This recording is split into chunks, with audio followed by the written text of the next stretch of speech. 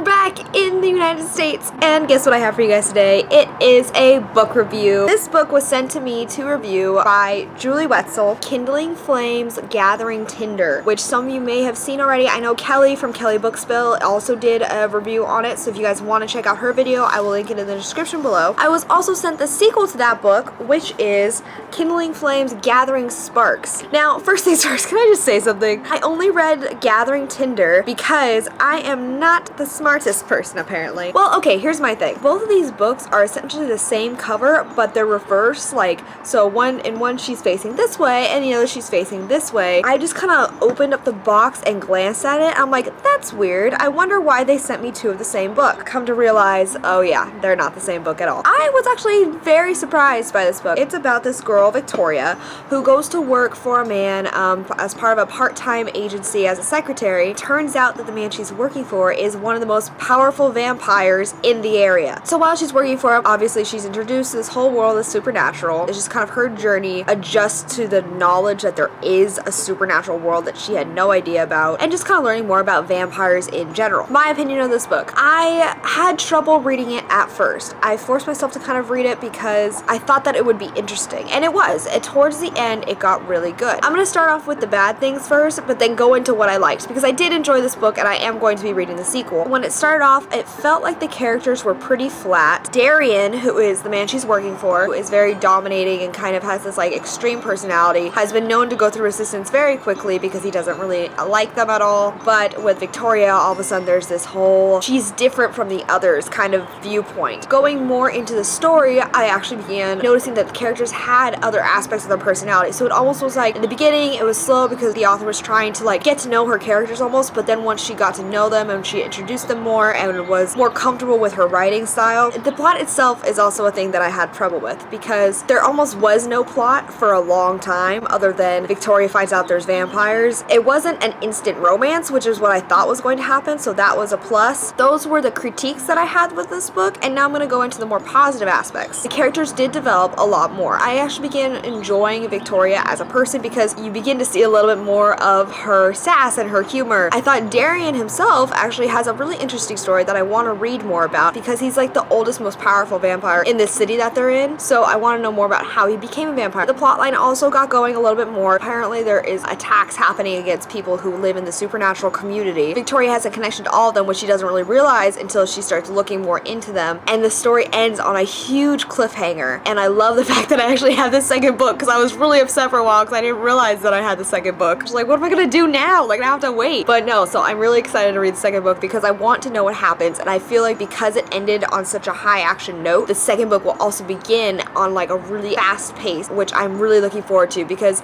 this book, while I didn't end up enjoying it, it started off very slow. The book itself would probably be a 3 out of 5 stars because I did end up really liking it. This is a book that I really recommend you guys reading if you like vampire books. Honestly, I think it's a really refreshing take on writing about the supernatural community and vampires and werewolves and all that because it's very much more modern and incorporated with everyday like human life. What's also really cool is that there's also a giveaway going along with these books. I will leave more information in the description below on how you guys could possibly win, but I do know if you buy either an ebook or a physical copy of one of these books, then you get 5 extra entries. Go ahead and check that out in the description below. Let me know what you guys thought of these books if you guys have read them, or let me know if you guys are interested in reading these books because I highly recommend it. Definitely think if you were into vampires and supernatural stuff in general, it would be a really interesting read for you. That's all that I have for you guys today. If you guys haven't seen my latest video, which was my Peru vlog, because I just got back from Peru and it was so much fun. Oh my gosh, I miss everyone on my trip already. Guys, like seriously, if any of you watch this, which I doubt you will, but if any of you do, then please can we just go on another trip already because I miss you guys and we should definitely do that. But if you guys want to check out what happened during my Peru trip, then make sure you stick around because it will be playing right after this. If you guys haven't already, subscribe to my channel. I try to upload bookish videos twice a week, but other than that, that's all that I have for you guys today. So thank you so much for watching, and I will talk to you guys later. Okay,